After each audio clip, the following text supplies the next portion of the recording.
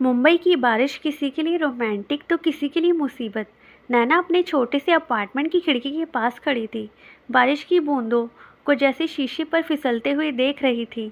उसके हाथों में पेंट ब्रश था, लेकिन दिमाग में चल रही आर्थिक तंगी के कारण रंगों में वह जीवंतता नहीं आ पा रही थी जो कभी हुआ करती थी।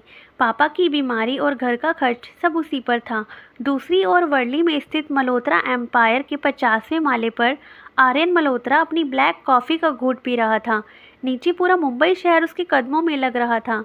उसकी आंखों में वो चमक नहीं, बल्कि एक ठंडी निर्दयता थी। सर, प्रोजेक्ट ईगल की डील पक्की हो गई है, उसके पीए राहुल ने कहा।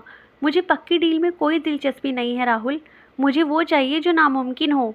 आर्यन की आवाज़ में एक अजीब सा ठहराव था, जैसे उसने भावनाओं को कहीं पीछे छोड़ दिया हो। उस रात एक चैरिटी फंक्शन में दोनों की किस्मत टकराने वाली थी। नैना अपनी पेंटिंग बेचने गई थी और आर्यन वहाँ मुख्य अतिथि था। भीड़भाड़ वाले हॉल में नैना जब सीढ़ियों से उतर रही थी तो उसका संतुलन बिगड़ गया। एक पेंटिंग उसके हाथों से छूटकर सीधे उस शख्स के पैरों में जा गिरी जो इस वक्त देश का सबसे बड़ा बैड बॉय माना जाता था। आर्यन ने अपनी ठंडी तीखी नज़रें ऊपर उठाई। नैना की सादगी और उसके डर से कांपते होठ उसे अजीब लगे। देख कर नहीं चल सकती? आर्यन की आवाज़ में बर्फ़ जैसी ठंडक थी।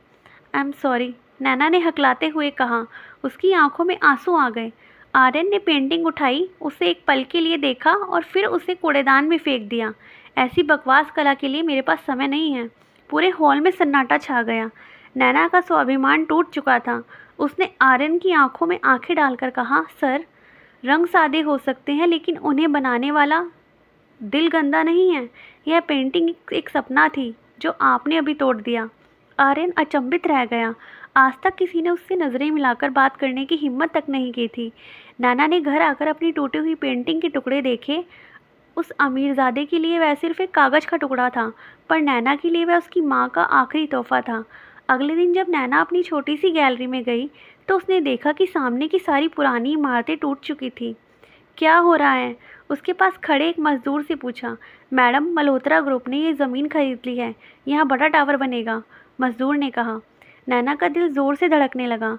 मल्होत्रा नाम सुनते ही उसे कल रात का दृश्य याद आ गया।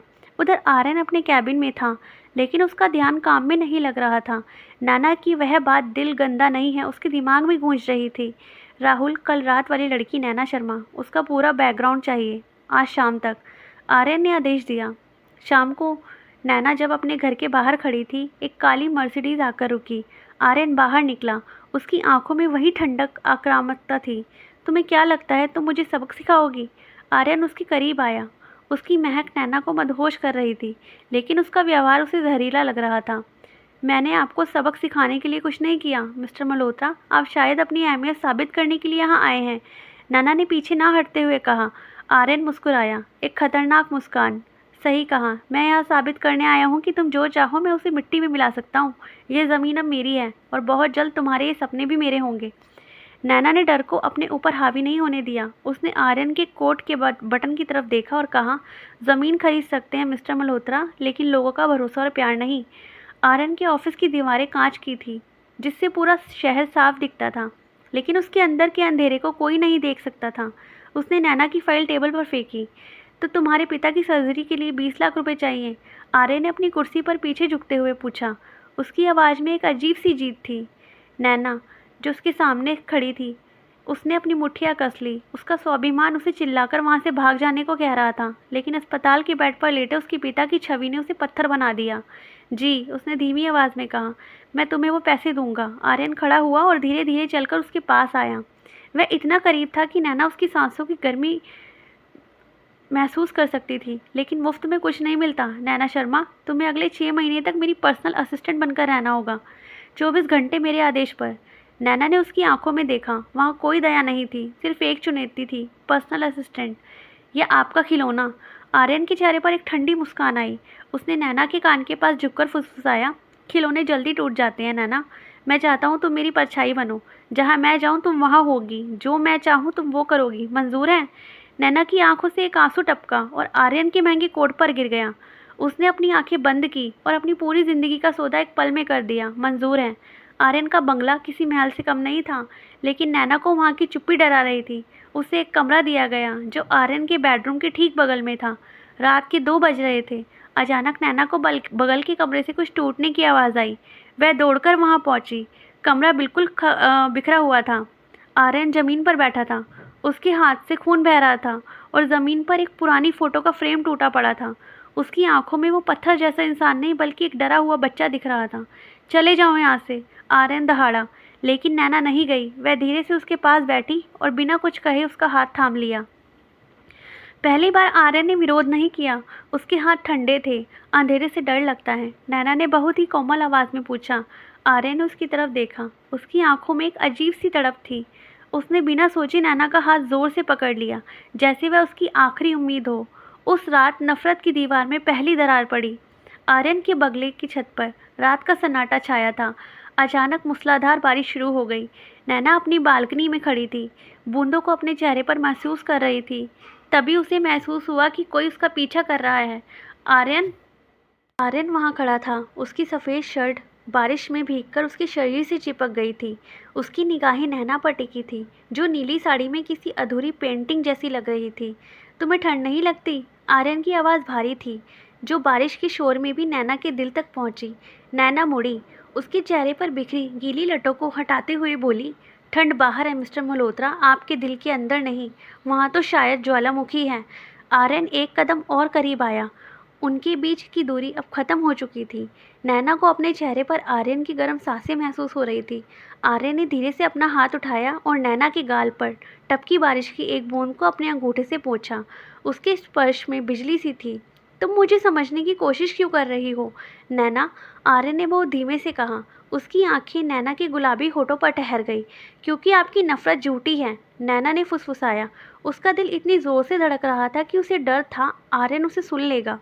आर्यन ने अचानक नैना की कमर पर अपना हाथ रखा और उसे अपनी ओर खींच लिया। नैना की सांसें थम गई। आर्यन के चेहरे पर अब वह कठोरता नहीं थी, बल्कि एक ऐसी चाहत थी जिसे वह सालों से दबाए बैठा था। उसने अपना चेहरा नैना की गर्दन के करीब झुकाया। अगर मैं तुम्हें किस करूं, तो क्या तुम मुझे अभी भी नफरत के काबिल समझोगी? आर्यन की आवाज़ में एक अजीब सी बेबसी थी। नैना ने जवाब नहीं दिया। उसने बस अपनी आंखें बंद कर ली और आर्यन की शर्ट को कसकर मुट्ठी में भर लिया। उस पल बारिश का हर कतरा उसके बीच की आग को बुझाने के बजाय और भड़का रहा था। आर्यन नैना के और करीब आया, इतना करीब कि उसके माथे एक दूसरे को टकरा रहे थे। वह उसे किस करने ही वाला था कि अचानक बिजली कड़की और नैना डरकर उसके सीने से लग गई। आर्यन बिना सोचे उसे अपनी बाहों में भर लेता है। उसने महसूस किया कि नैना का शरीर काँप रहा था। डरो मत, मैं यहाँ हूँ, आर्यन ने उसके बालों में अपना चेहरा छिपाते हुए कहा। यह पहली बार था जब आर्यन मल्होत्रा ने किसी को सुरक्षा का एहसास कराया था।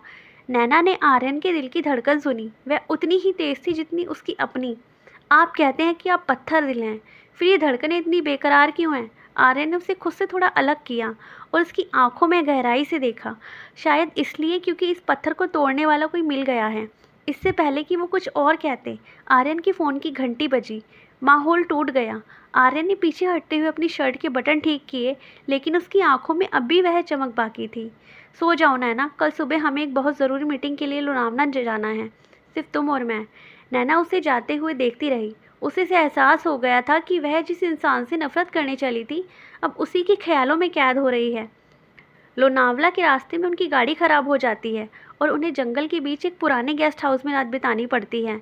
वहाँ एक ही कमरा और एक ही बिस्तर है। क्या आर्यन अपनी भावनाओं पर काबू रख पाएगा?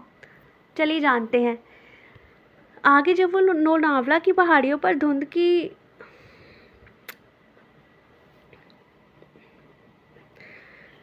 लोनावला की पहाड़ियों पर धुंध छाई हुई थी।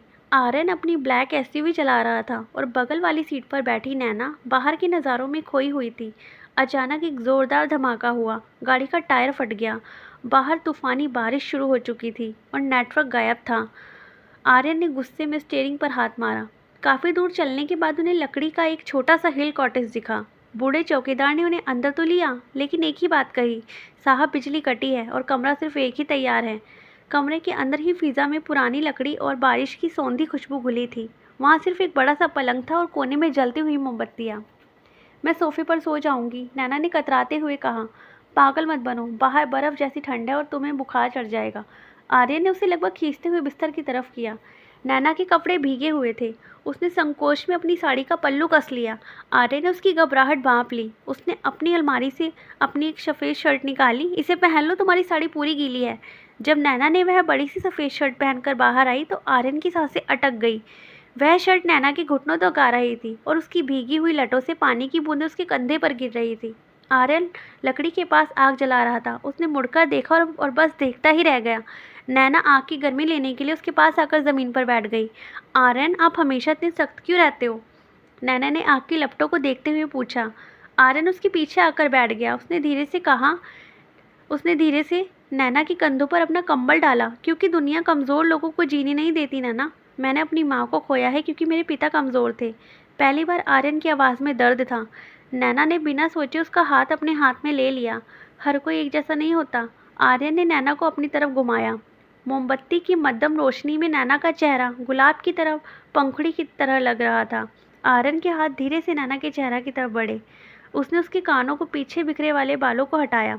तुम मेरे साथ क्या कर रही हो नैना? मैं तुम्हें नफरत करना चाहता हूँ, लेकिन जब तुम मेरे पास होती हो तो मुझे खुद से नफरत होने लगती है।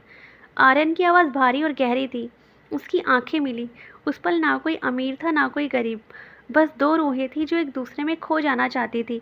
आर्यन धीरे धीरे नैना की और करीब आया, यहाँ तक कि उसके होठों के बीच बस एक साए का फासला रह गया। नैना ने अपनी आंखें मूंद ली। उसे पता था कि यह गलत हो सकता है, लेकिन उसका दिल इस वक्त कुछ और ही कह रहा था। आर्यन ने बहुत नरमी से उसके चेहरे को अपने दोनों हाथों के प्याले में भर लिया और उसके माथे पर एक लंबा और रूहानी किस किया। तुम मेरी सबसे बड़ी कमज़ोरी बनती जा रही हो, आर्यन ने उसके माथे से अपना माथा टिकाते हुए कहा। आर्यन का हाथ नैना की कमर पर गया और उसे खींचकर अपनी गोद में बिठा लिया। शर्ट के पतले कपड़े के पार नैना को आर्यन की छाती की तपिश महसूस हो रही थी। आर्यन की उंगलियां नैना की गर्दन के पास ठहर गईं, जहां उसकी पल्स पागलों की तरह दौड़ रही थी।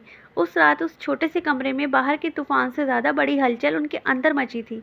आर्यन ने धीरे से नैना की गर्दन के पास झुककर अपनी जुबान का हल्का सा स्पर्श किया। नैना के मुंह से एक दबी हुई आवाज़ निकली। उसने आर्यन के बालों में अपनी उंगलियां फंसा दी। लोनावला से लौटने के बाद आर्यन और नैना के बीच एक अनकहा सा रिश्ता बन गया। लेकिन आर्यन ने ऑफिस में फिर से वही बॉस वाला मुखौटा पहन लिया। मल्होत्रा ग्रुप ने एक बहुत बड़ी आर्ट एग्जीबिशन ऑर्गेनाइज की थी। आर्यन चाहता था कि नैना वहाँ मौजूद रहे, लेकिन उसने सिर्फ एक असिस्टेंट के तौर पर बुलाया था। नैना उस शाम एक पन्ना हरे रंग की शिफॉन साड़ी पहनकर पहुंची। उसकी सादगी वहाँ मौजूद करोड़ों के हीरो पर भारी पड़ रही थी। तभी वहाँ एंट्री हुई विक्रम की, जो एक मशहूर फोटोग्राफर था और आर्यन का पुराना कॉम्पिटिटर। विक्रम की नज़र नैना पर पड़ी और वह सीधा उसके पास पहुंचा। इतनी खूबसूरत पेंटिंग के बीच सबसे हसीन चेहरा तो ये है, विक्रम ने नैना का हाथ चूमते हुए कहा। आर्यन, जो दूर से एक बिजनेसमैन से बात कर रहा था, की नज़र जैसे ही सीन पर पड़ी, उसकी मुट्ठी में पकड़ा वाइन का गिलास छिटक गया। उसकी आंखों में खून उतर आया। आर्यन तेज कदमों से चलते हुए विक्रम और नैना के बीच आकर खड़ा हो गया। उसने बड़ी बेरहमी से नैना की कमर पर हाथ रखा और उसे अपनी ओर खींच लिया, जैसे दुनिया को बता रहा हो कि यह सिर्फ उसकी है। विक्रम, अपनी कला पर ध्यान दो, मेरी असिस्टेंट पर नहीं। आर्यन की आवाज़ में वैसी ही कड़क थी जैसी बिजली गिरने पर होती है। असिस्टेंट? मुझे लगा ये तुम्हारी कोई खास मेहमान है। विक्रम ने चुटकी ली। आर्यन ने नैना की तरफ देखा। उसकी पकड़ नैना की कमर पर और सख्त हो गई। ये क्या है? ये मैं तय करूँगा, तुम बस दूर रहो। आर्यन नैना को खींचकर एक खाली गलियारे में ले गया। उसने नैना को दीवार से सटा दिया और अपने दोनों हाथ उसके दोनों तरफ टिका दिए। वह गुस्से से हाँफ रहा था। तुम्हें अच्छा लग रहा था वो तुम्हारा हाथ चूम रहा था? आर्यन की आवाज़ बहुत धीमी थी लेकिन खतरनाक थी। वह बस तारीफ कर रहा था। आर्यन, नैना ने कहना चाहा। मुझे परवाह नहीं, आर्यन दहाड़ा। उसने अपनी नाक नैना की नाक से सटा दी। तुम सिर्फ मेरी परछाई हो नैना, और कोई दूसरा तुम्हें इस नज़र से देखे ये मैं बर्दाश्त नहीं कर सकता। नैना ने उसकी आंखों में देखा। वहाँ गुस्सा नहीं बल्कि खो देने का डर था। उसने धीरे से आर्यन की शर्ट के कॉलर को पकड़ा और उसे अपनी तरफ झुकाया। क्या ये सिर्फ जलन है या आप मुझे प्यार करने लगे हो? आर्यन के पास कोई जवाब नहीं था। उसने बस अपनी आंखें बंद की और अपना चेहरा नैना के कंधे पर रख दिया। तुम मुझे पागल कर दोगी नैना। तभी वहाँ आर्यन के पिता मिस्टर मल्होत्रा की एंट्री होती है। उन्हें नैना और आर्यन का करीब आना बिल्कुल पसंद नहीं आता। वह नैना को अकेले में बुलाते हैं। कितने पैसे चाहिए तुम्हें मेरे बेटे को छोड़ने की? उन्होंने चेकबुक निकालते हुए कहा। नैना मुस्कुराई, लेकिन उसकी आंखों में आंसू थे। मिस्टर मल्होत्रा, आपके बेटे ने मेरा स्वाभिमान पहले ही खरीद लिया है। अब मेरे पास बेचने के लिए कुछ भी नहीं बचा। और रही बात प्यार की, तो आपकी दौलत से बहुत ऊपर की चीज़ है। लेकिन मिस्टर मल्होत्रा के पास एक ऐसा रास्ता जो नैना की दुनिया हिला देने वाला था। क्या तुम्हें पता है जिस एक्सीडेंट में तुम्हारे पिता अपाहिज हुए वो गाड़ी कौन चला रहा था? नैना के पैरों तले ज़मीन खिसक गई। नहीं, आर्यन। वो आर्यन ही था जिसने तुम्हारी ज़िंदगी बर्बाद की, और अब वो सिर्फ अपने गुनाहों का प्रायश्चित कर रहा है। नैना का दिल एक पल में हज़ारों टुकड़ों में टूट गया। क्या आर्यन का प्यार सिर्फ एक माफ़ी थी? नैना के कानों में मिस्टर मल्होत्रा के शब्द किसी जहरीले तीर की तरह चुभ रहे थे। वह सुन्न खड़ी थी। जिस इंसान की बाहों में उसे कल रात दुनिया का सबसे सुरक्षित एहसास हुआ था, क्या वही उसके पिता की हालत का जिम्मेदार था? वह लड़खड़ाते कदमों से बाहर निकली। सामने आर्यन खड़ा था। उसके चेहरे पर अभी भी वही पोजेसिव फिक्र थी। नैना, कहाँ गई थी तुम? मैंने मना किया था ना कि बिना बताए कहीं मत जाना। आर्यन ने उसका हाथ पकड़ना चाहा, लेकिन नैना ने बिजली की गति से अपना हाथ पीछे खींच लिया। उसकी आंखों में अब प्यार नहीं था, बल्कि नफरत की आग थी। मुझे मत छुओ मिस्टर मल्होत्रा। आर्यन ठिठक गया। क्या हुआ है तुम्हें? अभी तो सब ठीक था। सब ठीक था क्योंकि मैं अंधी थी। आर्यन, क्या मेरे पिता का एक्सीडेंट आपने किया था? नैना की आवाज़ कांप रही थी, लेकिन उसमें एक अजीब सी कड़वाहट थी। आर्यन के चेहरे का रंग उड़ गया। उसकी खामोशी ने नैना को उसका जवाब दे दिया। तो सारा प्यार, वो फिक्र, वो 20 लाख रुपए, वो प्यार नहीं था, वो सिर्फ एक सौदा था। आपने गुनाह अपने छुपाने के लिए आपने कीमत लगाई। नैना चिल्लाई। उसकी आंखों से आंसू बह निकले। नैना, मेरी बात सुनो। आर्यन ने आगे बढ़ना चाहा। नहीं, एक शब्द भी नहीं। आपने मेरा घर तोड़ा है, मेरे पिता की खुशियां छीनी है, और मुझे अपनी गुलामी का कॉन्ट्रैक्ट थमा दिया। आप इंसान नहीं, आप एक पत्थर हैं जिसे सिर्फ अपनी जीत दिखती है। नैना वहाँ से भाग गई। आर्यन वहीं खड़ा रह गया। उसके हाथ हवा में ही जम गए। आज उसकी दौलत उसे दुनिया का सबसे गरीब इंसान महसूस करा रही थी। नैना ने आर्यन का घर छोड़ दिया और अपने पुराने छोटे से घर में लौट आई। उसने आर्यन के दिए हुए सारे पैसे वापस करने की ठान ली। उसने दिन रात पेंटिंग करना शुरू किया। वह खुद को इतना थका देती कि उसे आर्यन का चेहरा तक याद ना आए, लेकिन उसकी हर पेंटिंग में आर्यन की वही गहरी आंखें उभर आती थी। दूसरी तरफ आर्यन पागल हो रहा था। उसने शराब पीना शुरू कर दिया था। वह हर रात नैना के घर के बाहर अपनी गाड़ी में बैठा रहता, सिर्फ उसकी खिड़की की रोशनी देखने के लिए। एक रात नैना को तेज बुखार था। वह जमीन पर गिर पड़ी। आर्यन, जो बाहर ही था, उसे कुछ एहसास हुआ। उसने दरवाज़ा तोड़कर अंदर प्रवेश किया। उसने देखा नैना बेसुध पड़ी थी। उसने उसे अपनी बाहों में उठाया। नैना, आंखें खोलो। नैना ने मदहोशी में आर्यन का चेहरा छुआ।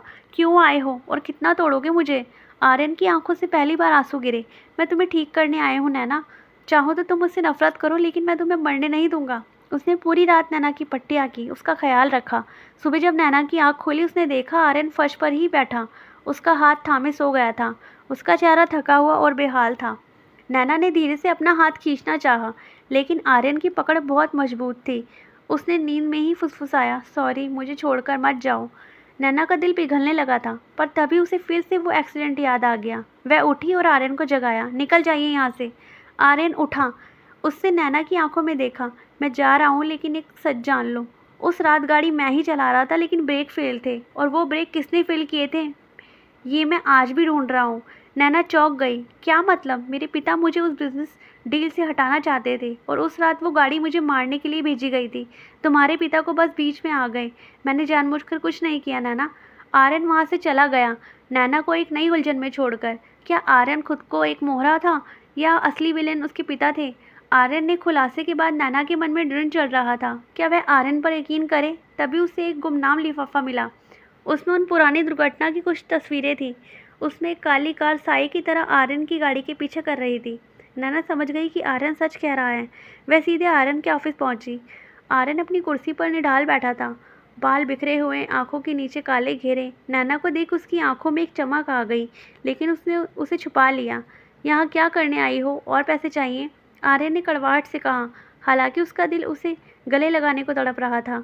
मुझे सच जानना है आर्यन, और उस सच तक पहुंचने के लिए हमें साथ काम करना होगा। नैना ने तस्वीरें मेज पर रख दी। आर्यन ने तस्वीरें देखी और उसकी आंखें सिकुड़ गईं। ये गाड़ी, ये मेरे पिता के खास बॉडीगार्ड की है। तो क्या मेरे अपने पिता ने मुझे मारना चाहा? सच का सुराग पाने के लिए उन्हें शहर से दूर पुराने रिकॉर्ड रूम में जाना था। रात हो चुकी थी और भारी बर्फबारी के कारण रास्ते बंद हो गए थे।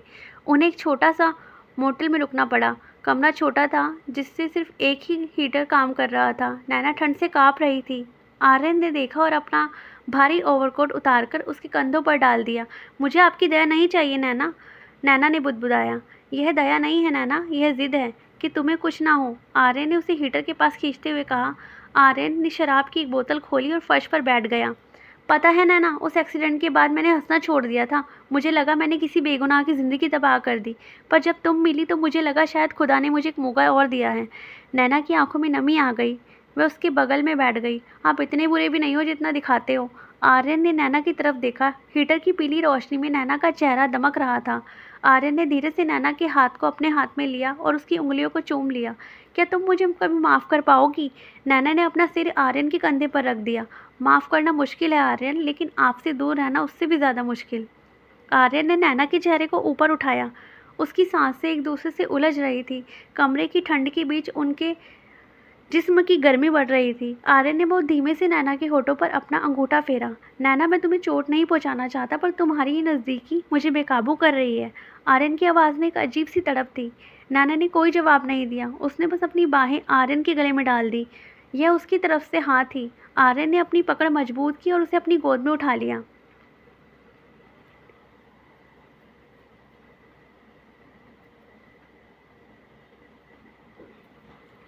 सुबह की पहली किरण अभी भी खिड़कियों से अंदर आई ही थी कि अचानक एक तेज धमाके के साथ होटल के कमरे का दरवाज़ा टूट गया। नैना चीख पड़ी और आर्यन ने बिजली की फुर्ती से उसे अपने पीछे छिपा लिया। पीछे हटो नैना, आर्यन चिल्लाया। दो नकाबपोश आदमी हाथों में बंदूक लिए खड़े थे। उन्होंने बिना कुछ कहे गोलियां चलानी शुरू कर दी। आर्यन ने नैना को लेकर ज़मीन पर छलांग लगा दी। एक गोली आर्यन के कंधे को छूती हुई निकल गई और सफ़ेद चादर लाल खून से भीगने लगी। आर्यन, आपको खून बह रहा है। नैना की आवाज़ में दहशत थी। चुप रहो और मेरी बात सुनो, आर्यन ने दर्द से कराहते हुए कहा।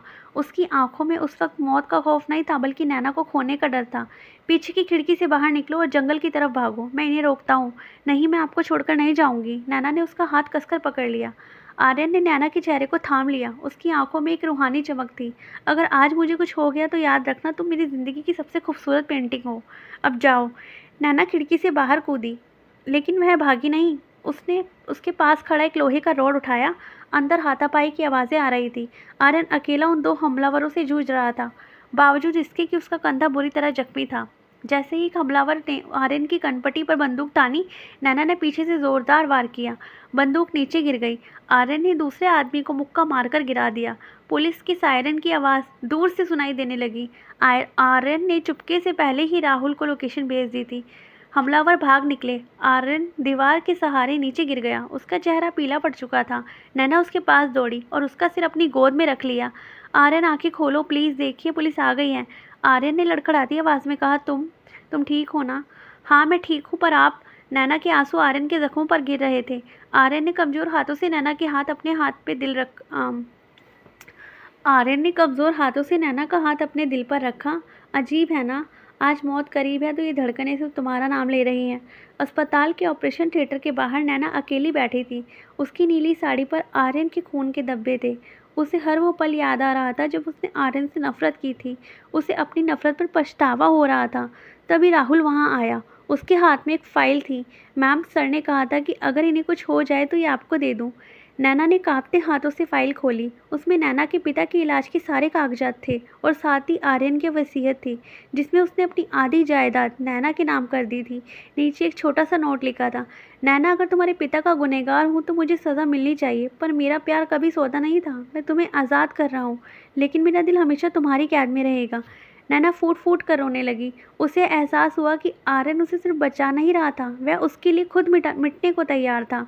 4 घंटे बाद डॉक्टर बाहर आए। ऑपरेशन सफल रहा, वो खतरे से बाहर है। नैना आईसीयू में घुसी। आर्यन लेटा हुआ था। मशीनों की आवाज़ सन्नाटे को चीर रही थी। जैसे ही नैना ने उसका हाथ छुआ, आर्यन ने धीरे से अपनी आंखें खोली। उसने नैना को देखा और उसके सूखे होठों पर एक हल्की सी मुस्कान आई। तुम अभी तक यहीं हो? नैना ने उसके होठों पर अपनी उंगलियां रख दी। अब मैं कहीं नहीं जा रही। आपको सताने के लिए, आपसे लड़ने के लिए और आपसे प्यार करने के लिए मैं यहीं हूँ। आर्यन ने उसका हाथ खींचकर अपने होठों से लगा लिया। तो क्या मिस्टर खड़ूस को माफ़ी मिल गई? नैना मुस्कुराई और उसके माथे को चूम लिया। माफ़ी नहीं, उम्र कैद मिली है मेरे दिल में।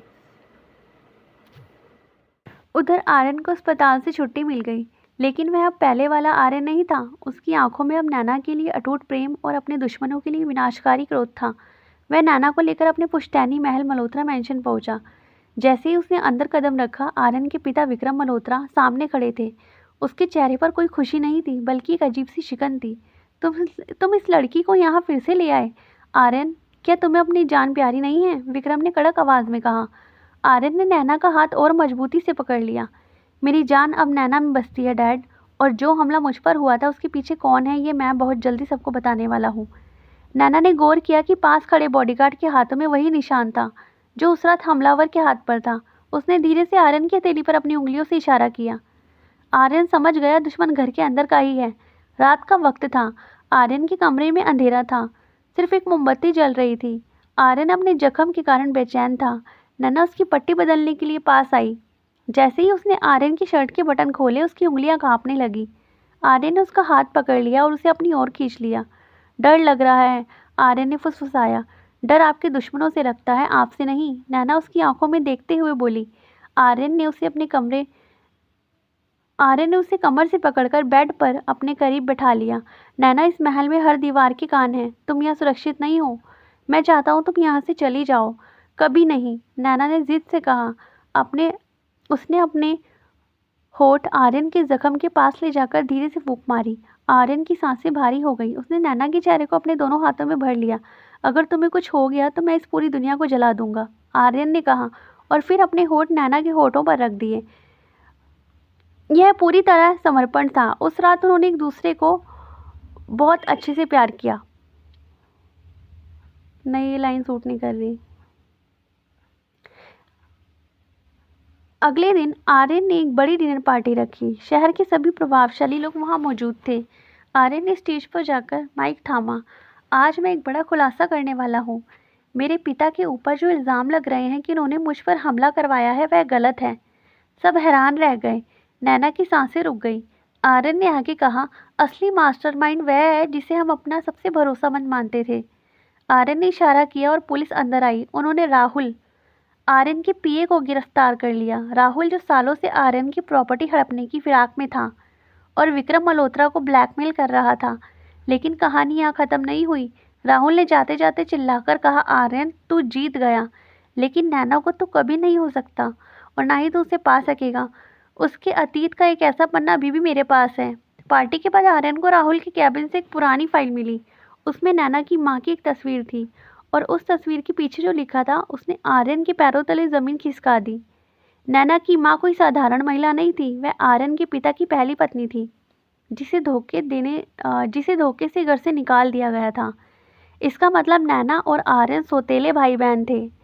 आर्यन के हाथ से फाइल गिर गई। अगर यह सच है तो उसका प्यार एक गुनाह बन जाएगा। वह पागलों की तरह अपनी माँ की पुरानी डायरी खोजने लगा। आर्यन उस फाइल को सीने से लगाए अंधेरे कमरे में बैठा था।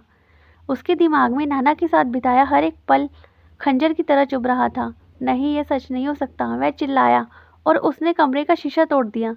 तभी नैना कमरे में आई। उसने आर्यन के हाथ से खून बहते देखा। आर्यन, ये क्या किया आपने?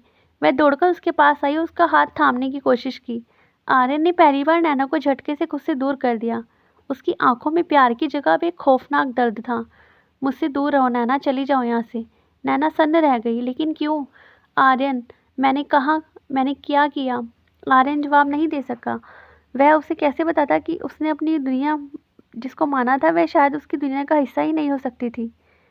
उसने बिना कुछ कहे कमरे का दरवाज़ा अंदर से बंद कर लिया। नैना पूरी रात उस दरवाजे के बाहर बैठकर रोती रही, लेकिन पत्थर दिल बना आर्यन अंदर खुद को ख़त्म कर रहा था। आर्यन ने तय किया था कि वह सच की गहराई तक जाएगा। वह अपनी माँ की पुरानी नर्स, जो अब एक गाँव में रहती थी, उससे मिलने पहुँचा। क्या नैना की माँ सच में मल्होत्रा खानदान की बहू थी? आर्यन ने कांपती आवाज़ में पूछा। बूढ़ी नर्स ने गहरी सांस ली। बेटा, नैना की माँ को मल्होत्रा साहब प्यार तो बहुत करते थे, लेकिन शादी कभी नहीं हुई। लेकिन नर्स रुकी। नैना मल्होत्रा साहब की औलाद नहीं है। वह उसकी सहेली की बेटी है, जिसे उन्होंने गोद लिया था, और दुनिया को लगा कि वह उसका खून है। आर्यन के शरीर में जैसे फिर से जान आ गई। इसका मतलब हम एक ही खून के नहीं हैं। नहीं बेटा, तुम दोनों का रिश्ता सिर्फ रूह का है, खून का नहीं। आर्यन बिना एक पल गंवाए नैना के पास भागा। बाहर से वही मुंबई की बारिश शुरू हो गई थी। नैना अपना सामान समेटकर घर छोड़ रही थी। उसे लगा आर्यन उससे ऊब चुका है। जैसे ही वह गेट पर पहुंची, आर्यन की गाड़ी चीखती हुई रुकी। वह बाहर निकला, पूरी तरह भीगा हुआ। रुको नैना, रुक जाओ। नैना ने मुड़कर देखा। उसकी आंखों में ढेर सारी शिकायतें थी। अब क्या बेचा है मिस्टर मल्होत्रा? आपने तो मुझे खुद से दूर कर दिया था। आर्यन ने ज़ोर से उसे अपनी बाहों में खींच लिया। मैं पागल हो गया था नैना, मुझे लगा मैं तुम्हें खो दूंगा, मुझे लगा हमारा रिश्ता एक गुनाह है। उसने रोते हुए उसे सारा सच बता दिया। नैना के हाथों से उसका बैग छूट गया। उसने आर्यन के चेहरे को अपने हाथों में लिया। आप बहुत बड़े बुद्धू हो। क्या आपको मेरी धड़कनों पर भरोसा नहीं था? आर्यन ने उसके माथे को चूमा और उसे हवा में उठा लिया। बारिश के बीच सबके सामने आर्यन चिल्लाया, नैना शर्मा, मैं तुमसे प्यार करता हूँ और अब इस दुनिया की कोई भी ताकत तुम्हें मुझसे अलग नहीं कर सकती। दोनों की खुशियां अभी शुरू ही हुई थी कि तभी एक लग्जरी कार मल्होत्रा मैंशन के सामने रुकी। कार से एक बेहद खूबसूरत लेकिन शातिर दिखने वाली लड़की कियारा उतरी। कियारा, जो आर्यन की बचपन की मंगेतर थी और सालों से विदेश में थी, वह आर्यन के पिता की पसंद थी और मल्होत्रा एम्पायर की 40% हिस्सेदारी भी थी। वह अंदर आई और नैना को सर से पांव तक देखा। तो ये है वो असिस्टेंट जिसकी चर्चा लंदन तक है। कियारा ने आर्यन के गले में हाथ डालते हुए कहा, डार्लिंग, मैं वापस आ गई हूँ हमारी शादी की तारीख तय करने के लिए। नैना का दिल एक बार फिर से जोर से धड़का। क्या कियारा उसके बीच की नई दीवार बनेगी? कियारा ने मैंशन में कदम रखते ही अपना दबदबा बनाना शुरू कर दिया। उसने आर्यन के कमरे की कियारा ने मैंशन में कदम रखते ही अपना दबदबा बनाना शुरू कर दिया। उसने आर्यन के कमरे की डेकोरेशन बदल दी और नैना को स्टाफ क्वार्टर में शिफ्ट करने का आदेश दिया। आर्यन, यह लड़की यहाँ एक नौकरानी की तरह रह सकती है, तुम्हारी पार्टनर की तरह नहीं। कियारा ने डाइनिंग टेबल पर अपनी वाइन का गिलास घुमाते हुए कहा। आर्यन ने अपना कांटा मेज पर पटक दिया। उसकी आंखें लाल थीं। कियारा, नैना इस घर की होने वाली बहू है और अगर तुम्हें स्टाफ क्वार्टर इतना पसंद है तुम क्यों नहीं वहाँ शिफ्ट हो जाती? नैना ने आर्यन का हाथ धीरे से दबाया ताकि वह शांत रहे। उसे पता था कि कियारा के पास बिजनेस के वो शेयर्स हैं जो आर्यन के लिए ज़रूरी थे। शाम को पेंशन में एक पार्टी चल रही थी। कियारा ने जानबूझकर नैना को एक बहुत ही साधारण ड्रेस दी और खुद एक करोड़ों की डिज़ाइनर ड्रेस पहनी, लेकिन नैना ने अपनी सादगी से बाजी मार ली। उसने अपनी वही पुरानी पन्ना हरी साड़ी पहनी और बालों में एक सफ़ेद मोगरे का फूल लगाया। पार्टी में आर्यन की नज़रें नैना से हट ही नहीं रही थी। कियारा को यह बर्दाश्त नहीं हुआ। उसने जानबूझकर नैना के रास्ते में पैर अड़ा दिया और नैना सीधे स्विमिंग पूल में जा गिरी।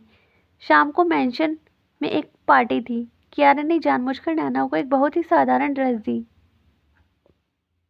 Oh my God sorry oh my God sorry, मुझे दिखा नहीं, कियारा नकली हंसी हंसते हुए बोली। पूरा हॉल हंसने लगा, लेकिन आर्यन नहीं। उसने अपनी महंगी घड़ी और जैकेट की परवाह किए बिना पूल में छलांग लगा दी। उसने नैना को गोद में उठाया और बाहर निकाला। आर्यन नैना को सीधे अपने बेडरूम में ले गया। नैना ठंड से काँप रही थी और रो रही थी। आर्यन ने उसे तौलिए में लपेटा और अपने सीने से लगा लिया। सॉरी नैना, मेरी वजह से तुम्हें ये सब सहना पड़ रहा है। आर्यन की आवाज़ में दर्द था।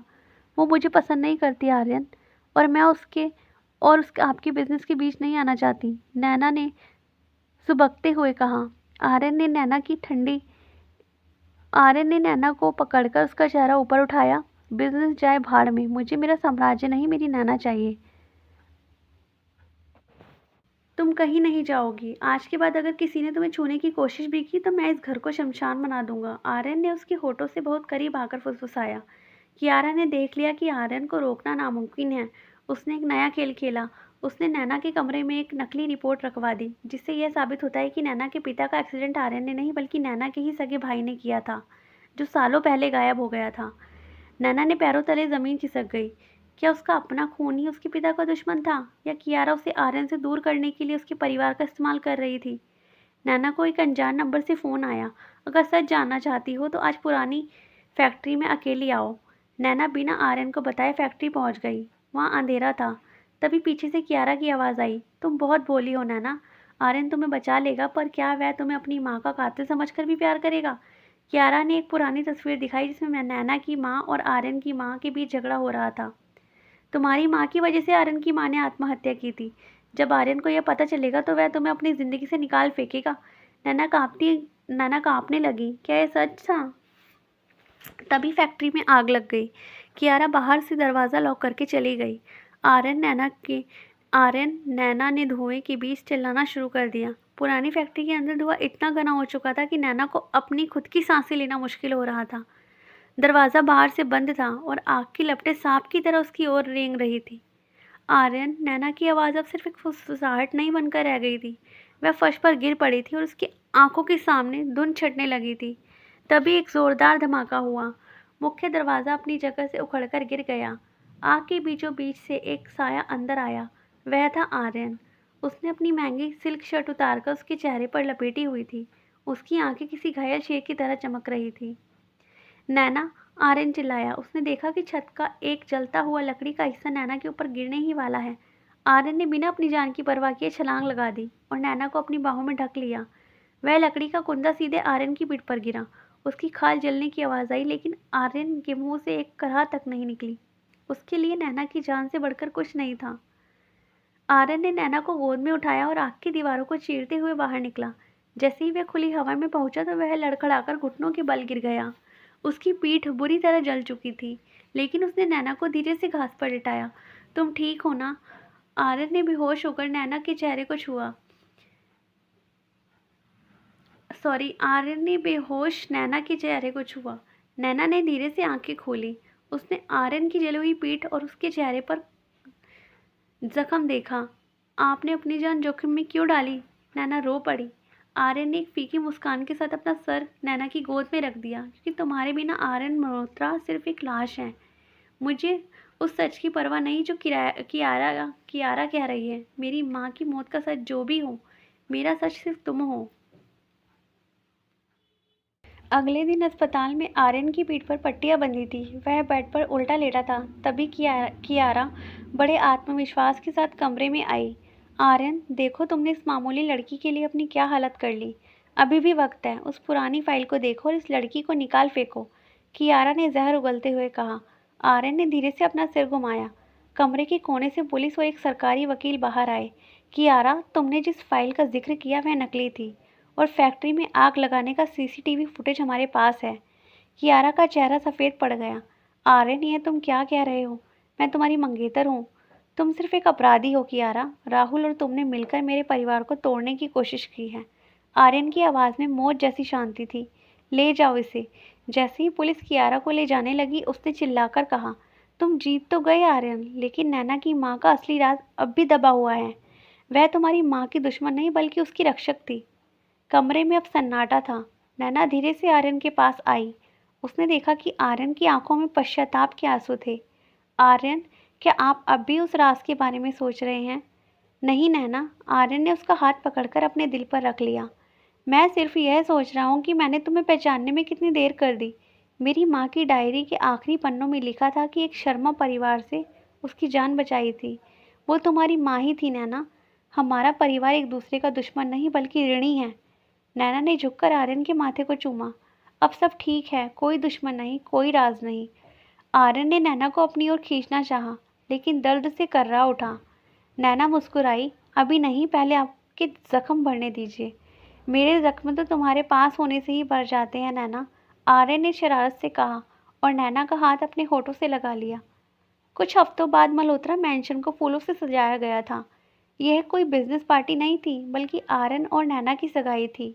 आर्यन ने नैना के लिए दुनिया की सबसे महंगी अंगूठी ही नहीं, बल्कि उसकी माँ की पुरानी अंगूठी ढूंढ निकाली थी। जैसे ही उसने नैना की उंगली में अंगूठी पहनाई, पूरा मेंशन तालियों से गूंज उठा। लेकिन तभी भीड़ के पीछे से एक रहस्यमयी शख्स ने फ़ोन पर कहा, खेल अभी खत्म नहीं हुआ, असली वारिस तो अभी वापस आना बाकी है।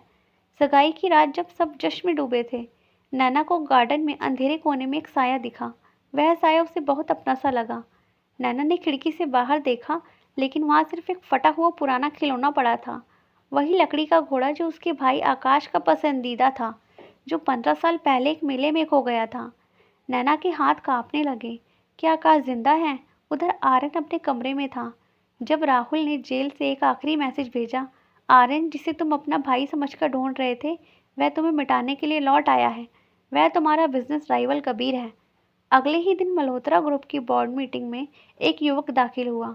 गहरे नीले रंग का सूट, आंखों में बर्फ जैसी ठंडक और चेहरे पर वही मुस्कान जो कभी नैना के भाई की हुआ करती थी। हेलो आर्यन, मैं कबीर, तुम्हारा नया बिजनेस पार्टनर। उसने हाथ आगे बढ़ाया। आर्यन ने उसकी आंखों में देखा। वहाँ नफरत की एक गहरी खाई थी। कबीर ने नैना की तरफ देखा और उसकी आंखों के एक पल के लिए नरम हुई, लेकिन फिर पत्थर जैसी हो गई। और तुम शायद नैना हो। सुना है तुम इस महल की नई रानी बनने वाली हो, कबीर ने व्यंग से कहा। नैना का दिल जोर से धड़क रहा था। उसने कबीर की कलाई पर वही जन्म का निशान देखा जो उसके भाई के हाथ पर था। आकाश, उसके मुंह से निकला। कबीर हंसा, एक डरावनी हंसी। आकाश मर चुका है नैना, अब सिर्फ कबीर बचा है जो अपना हक वापस लेने आया है। उस रात आर्यन बहुत बेचैन था। उसे डर था कि कबीर नैना को उससे छीन लेगा। वह नैना के कमरे में गया और उसे बाहों में जकड़ लिया। आर्यन, आप मुझे दर्द दे रहे हो, नैना ने फुसफुसाया। नैना, वादा करो तुम मुझे छोड़कर कभी नहीं जाओगी, चाहे वो तुम्हारा भाई ही क्यों ना हो। आर्यन की आवाज़ में एक पागलपन था। उसने नैना के गले पर अपना चेहरा छिपा लिया। मैं उसे सब कुछ दे दूंगा, दौलत, शोहरत, बिजनेस, लेकिन तुम्हें नहीं। आर्यन ने नैना को उठाकर बिस्तर पर लिटाया और उससे बातें करने लगा। अगले दिन कबीर ने नैना को अकेले में बुलाया। नैना, जिस आर्यन से तुम प्यार करती हो उसके पिता ने ही हमारे माता पिता को अलग किया था। वह तुम्हें बर्बाद कर देगा। मेरे साथ चलो, मैं तुम्हें इस सोने के पिंजरे से आज़ाद करूँगा। नहीं भाई, आर्यन वो नहीं है जो आप सोच रहे हैं। वह तो खुद एक शिकार है, नैना ने रोते हुए कहा। तो फिर देखो तुम्हारा ये प्यारा आर्यन मेरे साथ क्या करता है। कबीर ने एक चाल चली। उसने आर्यन के सबसे बड़े प्रोजेक्ट के पेपर्स चोरी करवा दिए और इल्ज़ाम नैना पर डलवा दिया। आर्यन के पास सारे सबूत थे कि नैना ने पेपर्स कबीर को दिए हैं। पूरा बोर्ड चिल्ला रहा था कि नैना को पुलिस के हवाले करो। आर्यन ने नैना की आंखों में देखा, वह डरी हुई थी। उसकी आंखों में आंसू थे। आर्यन, मैंने कुछ नहीं किया, मेरा यकीन कीजिए। नैना कांप रही थी। आर्यन ने सबके सामने नैना के हाथ पकड़ा और उन पेपर्स को आग लगा दी। अगर नैना ने ये किया भी है तो मुझे मंजूर है, मेरी दौलत उसकी है, वो जिसे चाहे दे, लेकिन कोई भी उसके खिलाफ एक शब्द नहीं बोलेगा। कबीर पीछे खड़ा ये सब देख रहा था। उसका प्लान फेल हो गया। आर्यन का प्यार उसकी नफरत से कहीं ज़्यादा बड़ा था, लेकिन कबीर के पास एक आखिरी कार्ड था। कबीर ने नैना को किडनैप कर लिया। उसने आर्यन को एक सुनसान चट्टान पर बुलाया। अगर नैना को जिंदा देखना चाहते हो तो मल्होत्रा एम्पायर के सारे शेयर्स पर साइन करो और हमेशा के लिए देश छोड़ दो। आर्यन वहां पहुंचा। उसके पास कोई हथियार नहीं था। मुझे शेयर्स नहीं चाहिए कबीर, मुझे मेरी नैना दे दो। जैसे ही कबीर ने ट्रिगर दबाना चाहा, नैना ने खुद को छुड़ाकर कबीर के सामने आ गई। मुझे मार दो भाई, लेकिन आर्यन को छोड़ दो। कबीर के हाथ कांपने लगे। उसे बचपन की वो यादें याद आने लगी जब वह नैना को अपनी जान से ज़्यादा चाहता था। उसकी आंखों से आंसू गिरने लगे। कबीर ने बंदूक नीचे गिरा दी और घुटनों के बल बैठ गया। मैं हार गया। मैं तुम दोनों के प्यार को नहीं तोड़ सका। आर्यन ने आगे बढ़कर कबीर का हाथ पकड़ा। तुम हारे नहीं हो कबीर, तुम्हें तुम्हारा परिवार वापस मिल गया है। ये बिजनेस, ये महल, ये सब तुम्हारा ही है। तीनों एक दूसरे के गले लग गए। सालों की नफरत एक पल में बह गई। सब कुछ ठीक होने के बाद आर्यन और नैना अपने कमरे की बालकनी में थे। चांद की रोशनी उनके चेहरे पर पड़ रही थी। अब तो कोई डर नहीं है ना, नैना ने आर्यन के सीने पर सिर रखते हुए पूछा। आर्यन ने उसे अपनी गोद में उठा लिया और कमरे के अंदर ले आया। उसने धीरे से दरवाज़ा लॉक किया। अब सिर्फ तुम और मैं हूँ और ये रात। उसने नैना को हग किया और कहा, मैंने तुम्हें खोने के डर से मैं बहुत वक्त गंवा दिया। अब मैं एक पल भी ज़ाया नहीं करना चाहता।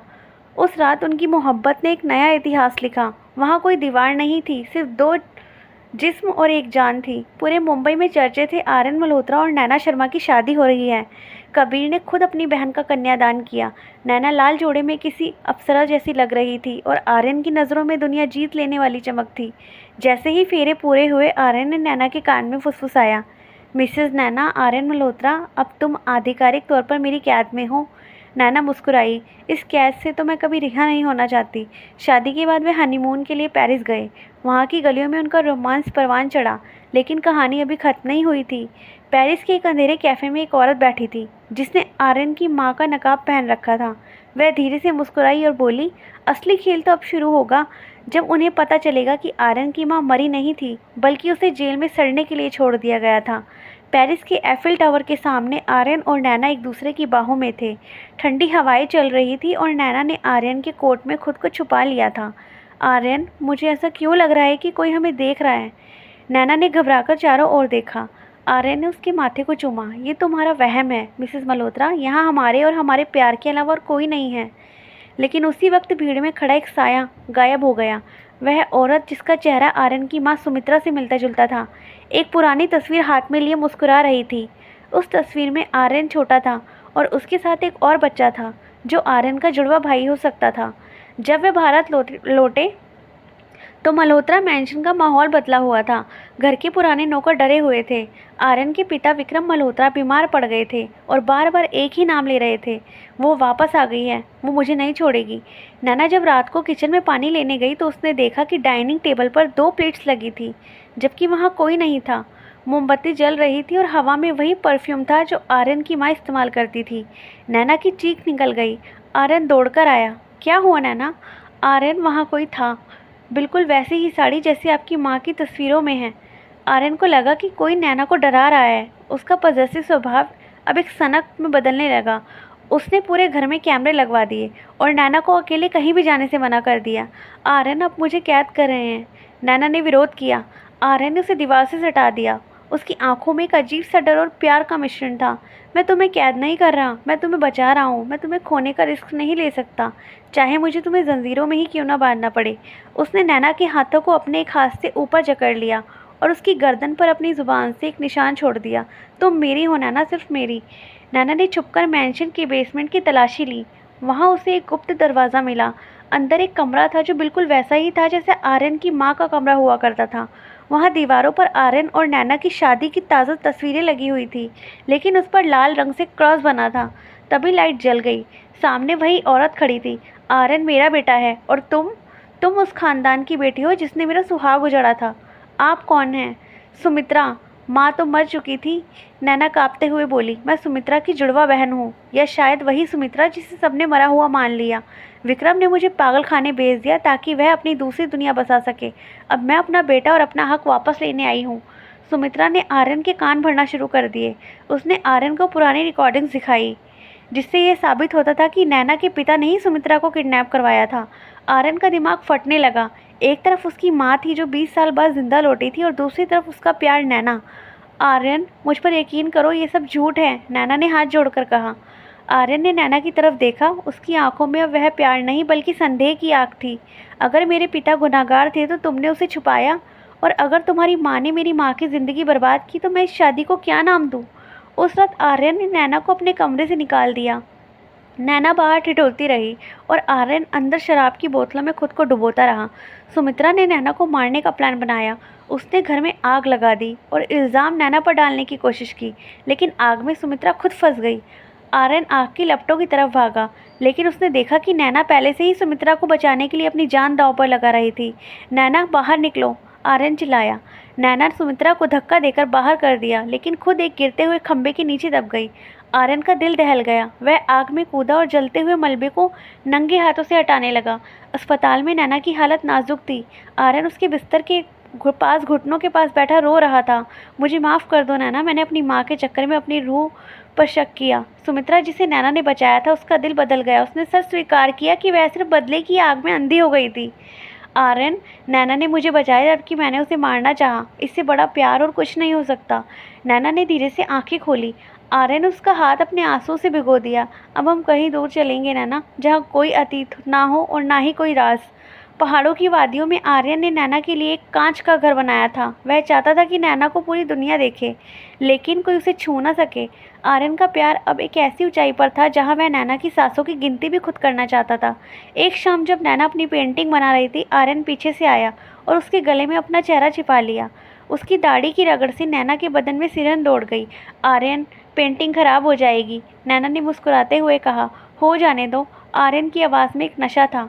उसने नैना के हाथ से ब्रश छीनकर फेंक दिया और उसे अपनी ओर घुमाया।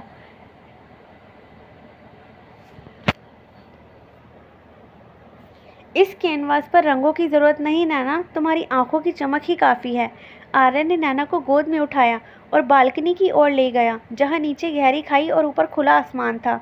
पता है नैना, अगर आज खुदा मुझसे कहे कि अपनी जान दे दो या नैना को छोड़ दो, तो मैं मुस्कुराते हुए मौत को गले लगा लूँगा, क्योंकि तुम्हारे बिना स्वर्ग भी नर्क है। उस रात उसकी मोहब्बत ने जिस्म की बंदिशों को तोड़ दिया। ठंडी हवाओं के बीच कमरे की तपिश इतनी थी कि कांच पर धुंध जम गई। आर्यन ने नैना के बदन पर अपने प्यार के वो निशान छोड़ दिए जिन्हें दुनिया कभी मिटा ही नहीं सकती थी। उनकी खुशियों को नज़र लगनी ही थी। आर्यन के पुराने दुश्मन जो अब तक खामोश थे, उन्होंने आर्यन के बच्चों को निशाना बनाने का प्लान बनाया। एक सुबह नैना को पालने में एक खंजर मिला जिस पर खून से लिखा था, मल्होत्रा खानदान का अंत करीब है। नैना चीख पड़ी। आर्यन भागता हुआ आया। खंजर देखते ही उसकी आंखें सुलग उठी। उसने नैना को कसकर गले लगाया। डरो मत नैना, जिसने मेरे परिवार की तरफ आंख उठाकर भी देखी, मैं उसकी नस्लें मिटा दूंगा। आर्यन ने अपना पुराना बैड बॉय वाला फिर से रूप दिखाया। उसने शहर के सबसे खतरनाक गुंडों को इकट्ठा किया। वह अब एक बिजनेसमैन नहीं बल्कि एक घायल शेर था। उसने नैना और बच्चों को एक सुरक्षित तहखाने में भेज दिया। जब तक मैं वापस ना आऊँ बाहर मत निकलना, उसने नैना के माथे को चूमते हुए कहा। आर्यन आप अकेले नहीं जाएंगे। नैना रोने लगी। मैं अकेला नहीं हूँ नैना, तुम्हारा प्यार मेरी ढाल है। आर्यन वहाँ से निकल गया। उस रात शहर ने आर्यन मल्होत्रा का वो रूप देखा जो इतिहास में कभी नहीं देखा गया था। उसने अकेले ही दुश्मनों के अड्डे को खाक में तब्दील कर दिया। सुबह के 4 बज रहे थे। नैना तहखाने के दरवाजे पर कान लगाकर बैठी थी। तभी भारी कदमों की आवाज़ आई। दरवाज़ा खुला। सामने आर्यन खड़ा था। उसका सफ़ेद कुर्ता खून से लथपथ था। हाथ में जो जख्म थे, लेकिन उसकी आंखों में जीत का सुकून था। वह लड़खड़ाकर गिरा, लेकिन नैना ने उसे संभाल लिया। सब खत्म हो गया नैना, अब कोई हमें तंग नहीं करेगा, आर्यन ने मुस्कुराते हुए कहा और बेहोश हो गया। उनके होश आने के बाद मल्होत्रा मैंशन में एक ऐसी शांति छा गई जो सालों के तूफानों के बाद आती है। अब ना कोई दुश्मन था और ना ही कोई अतीत का काला साया। वक्त बीता। 25 साल बाद सूरज धीरे धीरे अब सागर की लहरों में समा रहा था। समंदर किनारे बने उस पुराने बंगले की बालकनी में 2 कुर्सियां लगी थी। नैना, जिसके काले बालों में अब चांदी की लकीरें चमक रही थी, अपनी अधूरी पेंटिंग को देख रही थी। तभी पीछे से भारी लेकिन कोमल कदमों की आवाज़ आई। आर्यन, जो अब भी उतना ही ग्रेसफुल और रोबीला था, अपने हाथों में 2 कप कॉफ़ी के लिए आया। उसने एक कप नैना के सामने रखा और दूसरा उसके बगल में लेकर बैठ गया। आज क्या बना रही हो नैना? आर्यन ने उसकी पेंटिंग की ओर देखते हुए पूछा। नैना ने मुस्कुराकर आर्यन का हाथ अपने हाथ में ले लिया। उसकी उंगलियां अब भी आर्यन के हाथों की गर्मी महसूस कर सकती थी। मैं वही पेंटिंग बना रही हूँ जो मैंने सालों पहले शुरू की थी। एक पत्थर जिसे एक कलाकार ने अपनी मोहब्बत से तराशा और उसमें जान डाल दी। आर्यन की आंखों में वही पुरानी चमक आ गई। उसने नैना के हाथों को अपने होठों से लगाया और उस पत्थर ने उस कलाकार को अपनी पूरी दुनिया बना लिया। नैना, अगर उस दिन तुमने मुझ पर वो रंग नहीं फेंके होते तो आज मैं शायद जिंदा तो होता, पर मुझ में जान नहीं होती। नैना ने अपना सर आर्यन के कंधे पर रख दिया। लोग कहते हैं प्यार अंधा होता है आर्यन, पर आपके प्यार ने तो मुझे सही मायने में देखना सिखाया। तभी दूर से उनके बच्चों अयान और आहाना की हंसने की आवाज़ सुनाई दी, जो अपने बच्चों के साथ गार्डन में खेल रहे थे। उनकी हंसी में नैना और आर्यन की संघर्षपूर्ण लेकिन खूबसूरत जीत की गूंज थी। आर्यन ने नैना की ओर झुककर उसके माथे को चूमा और धीरे से फुसफुसाया, अगले जन्म में भी सिर्फ तुम ही मेरी मंजिल होगी, वादा। नैना ने उसकी आंखों में आंखें डालकर उत्तर दिया, वादा, हर जन्म में, हर मोड़ पे सिर्फ तुम। जैसे जैसे शाम गहराती गई, वे दोनों एक दूसरे का हाथ थामे उस सूरज को डूबते हुए देखते रहे। उनकी कहानी यहाँ ख़त्म नहीं हुई थी, बल्कि वह उन लहरों तक बन गई थी जो समुद्र से कभी अलग नहीं होती। इश्क मुकम्मल हुआ, रूहें एक हुई। तो यहीं पर इस कहानी को समाप्त करते हैं। अगर आपको ये कहानी अच्छी लगी हो तो प्लीज़ प्लीज़ प्लीज़ सपोर्ट कीजिए और मेरे चैनल को सब्सक्राइब भी कीजिए, लाइक कीजिए, शेयर कीजिए, फॉलो कीजिए। Thank you.